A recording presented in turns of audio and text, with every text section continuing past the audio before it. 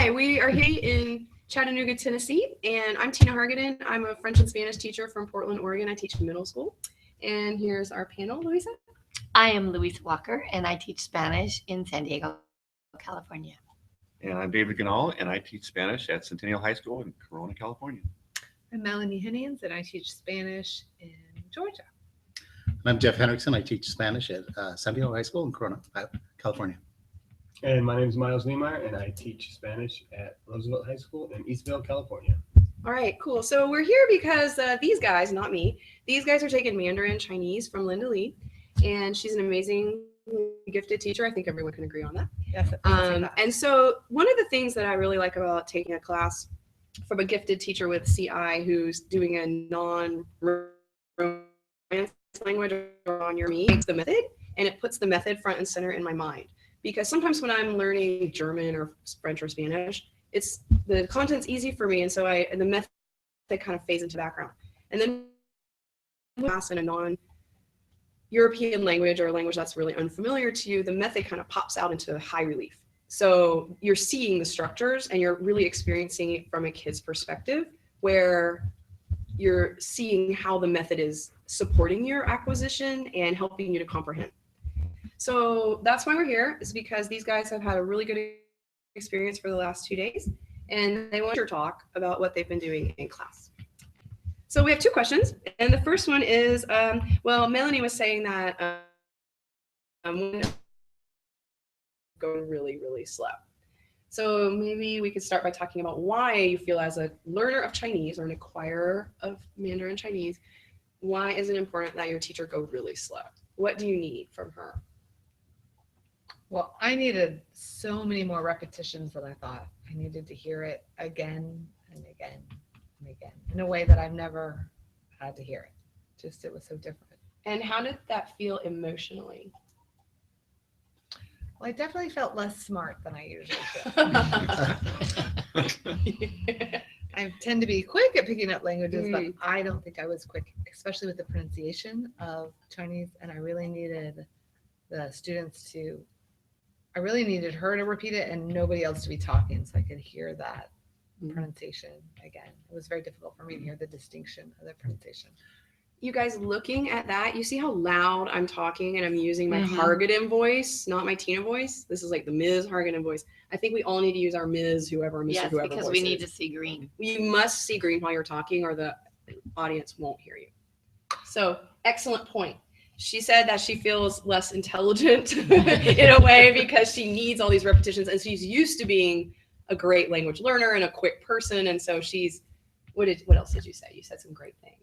Well, I just needed it to be repeated so many more times than I have had in the past. And I really think it was a pronunciation issue. And I needed the class to be silent so I could hear it. And that's different. Like if you were talking, I could still like get it. But I really needed you not to talk in the Chinese class so I could just focus and pay attention.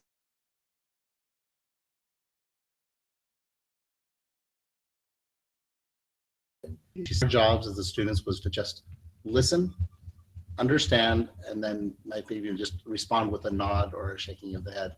But our listen. And that was tough.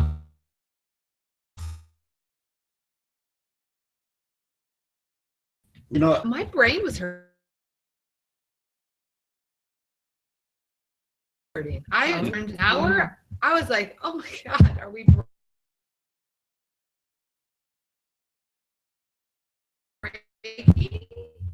13 or how much sooner that break would have to come. I know. I do a 90-minute class and I often don't give a break.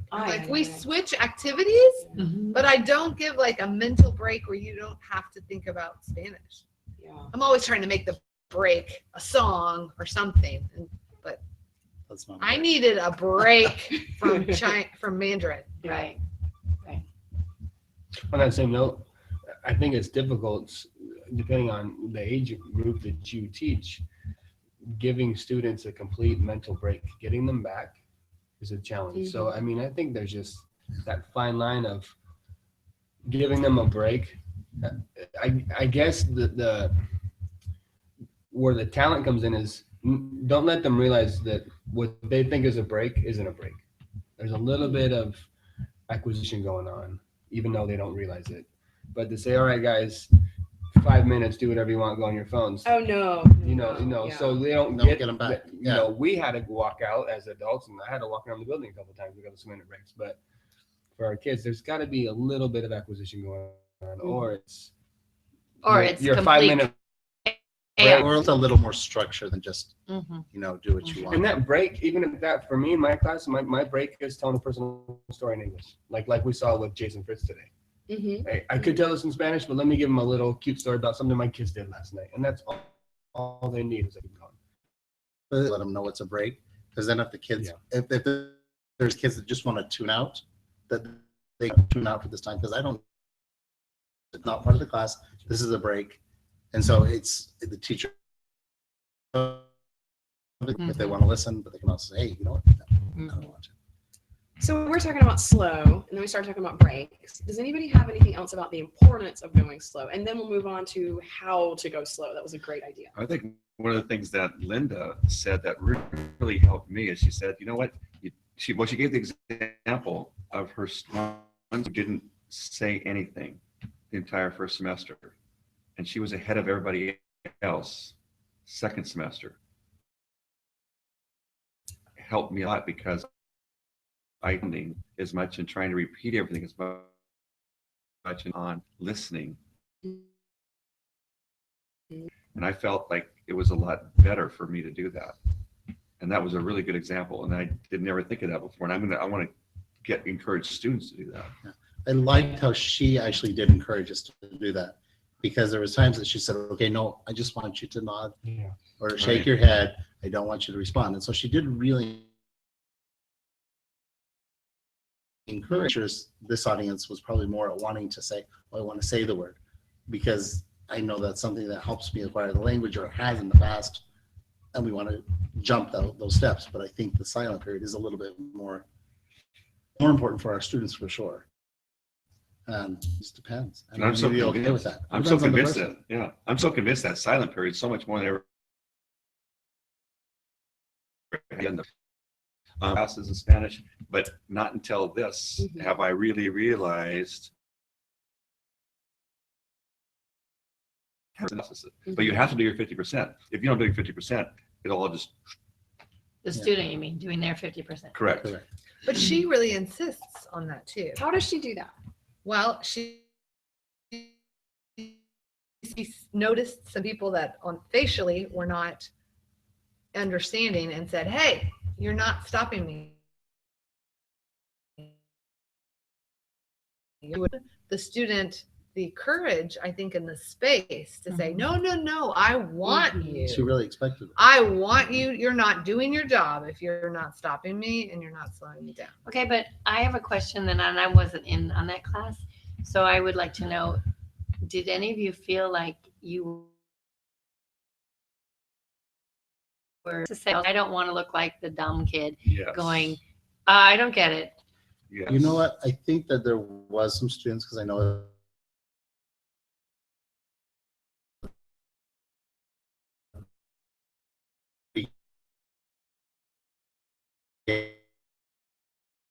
in the class there was one student that a little bit as far as that. So recognizing that he was there and not just going vastly ignoring him, but making sure he's with us. But he was fine with letting her know he was slow. Or He did not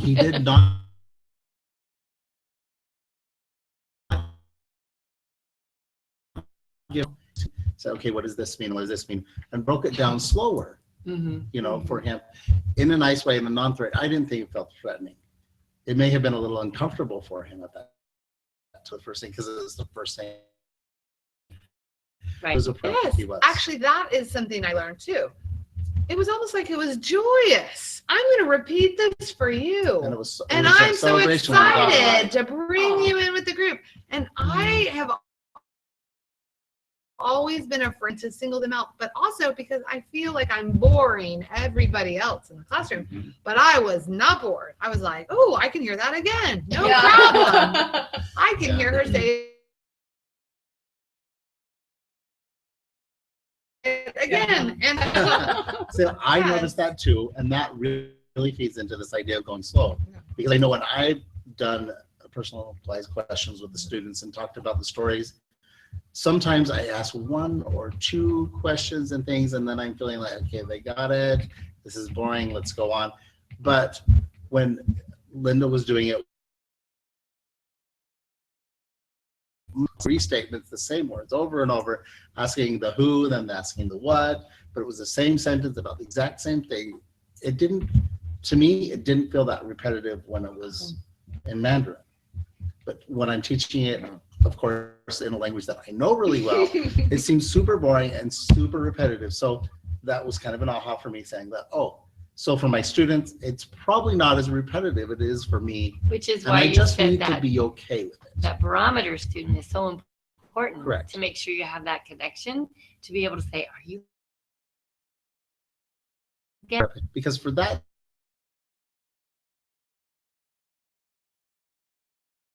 student, he needs to be able to experience that as well and hear the words again, hear the structures again, and then we were all able to go on together. she also has a great way of repeating things in a way that isn't boring. Just think what she started with, a story that was slightly different. Then she Yes. had us translate it.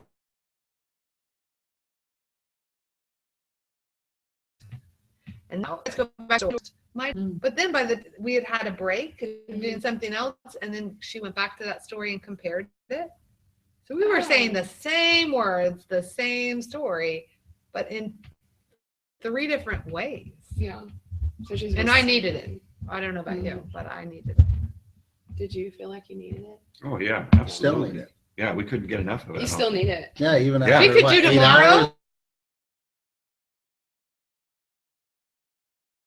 hours? And I mean, I still feel like I haven't got those mastered. And she said we're a month into it. We're a month into Even the our first regular words school. that she said, stand up and sit down, yeah, they're a little stronger, but I don't feel like I have them mastered. I Why? messed it up. And when we were running around, I messed that one up. And she said, stand up. There was a point I was teaching one of the initiatives. I felt everything was comprehensible. I felt good. And then I lost it. And then I realized that, like, I need to know what that's gonna look like in my students. Where at first, it was within the first couple hours, the first day.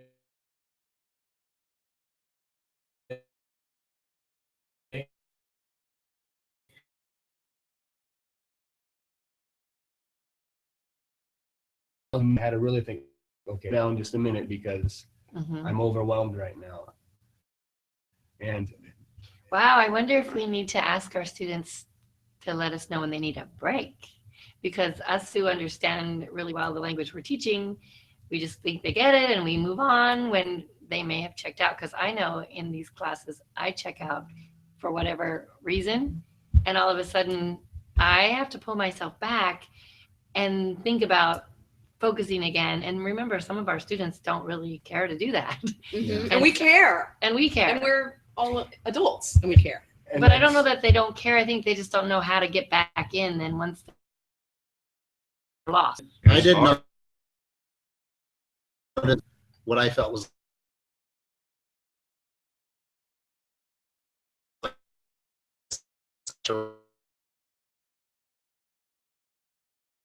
great. I did not. that exactly, when we talk about keeping, this isn't a subject.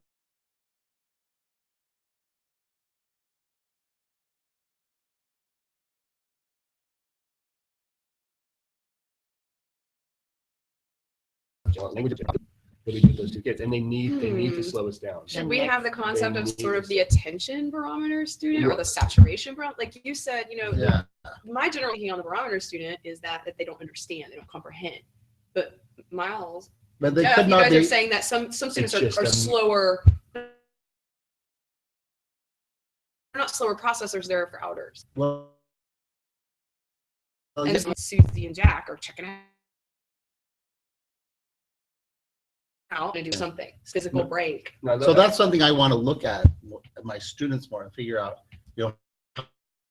how within that they reach what I felt like that was. Mhm. And I know as I've been reading some things from several TPRS authors,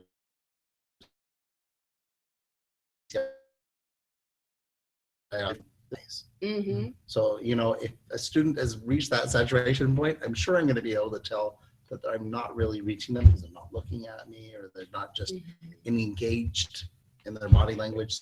So it's super important, I think, to really do that. And they play an important role for the rest of the students. And if you pull them Right. aside after class and say, listen, I know it's hard to admit you need me to slow down, but I guarantee you half the class needs me to slow down. And if you're the only one brave enough to do that, you're helping everybody else. Mm-hmm. And they're not going to think, oh, what a dummy. They're going to think, thank you, because I didn't want to raise my hand. Right. Just tell them that, and they'll be like, okay, I do play a vital role in this class. And did you notice when Linda was teaching, every time somebody did that, she was celebrated it and she said Yeah. thank you. Yes. It was like the Yeah. greatest thing. Thank She you. fist bumping them and high fiving them. Yeah, she's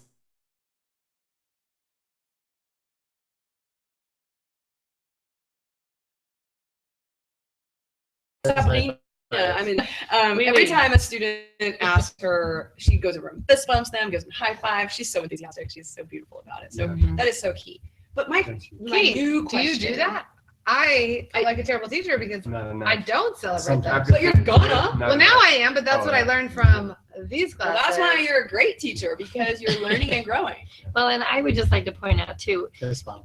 us who have, and a lot of us have 35.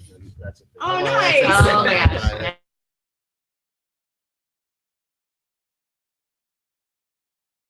Now we have to talk about a kid that gets, we do this in my class.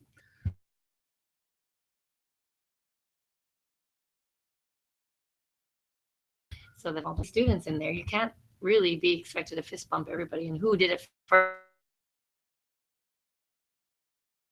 Have to what works in our own Or classroom. maybe just like this. It's just But something to acknowledge. I think don't it's know my if they all demeanor. are. I don't think I say anything. I think I'm like, oh my God. Oh. Stopping. I actually, Oh, I- maybe. So I just- definitely, I don't have the attitude to Communicating celebrate. I with body think language, I yeah. think, not that I'm trying to do that, but Right. inside, I Because you want to feel get that through way. a It's certain subconscious. I'm like, I'm I'm thinking, and you're not. So it's actually, no, it's a really good check for me as a teacher to be, Yeah. Yeah. so celebrate the opportunity to review and Right. review it. Labeling that. Let's celebrate it, and I don't have to pretend to rewind. We are going to do it. Mhm. You Right. know? And I wonder if this would be Yeah, another that's true. Google Hangout topic Oh, to yeah. do, because how do you move the kids down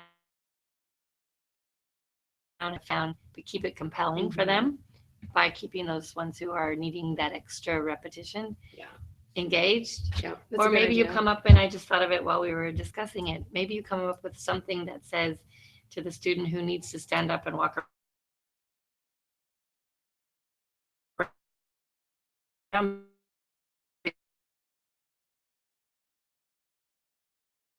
because they have checked out.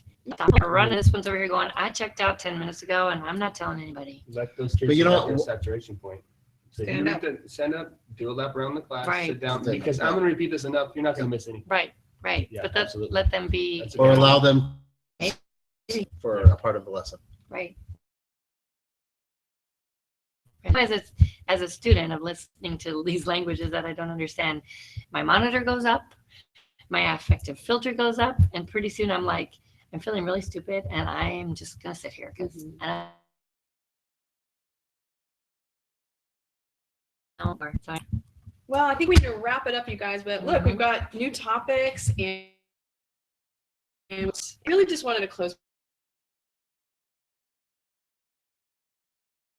this. Stop teaching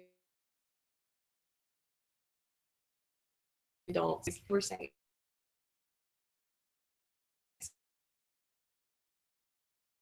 like hide up. You don't necessarily go fist bump 32 people, Right, right? right. But you're like, great guys, and then they'll get used to the fact that that's what you want from them and that's their job.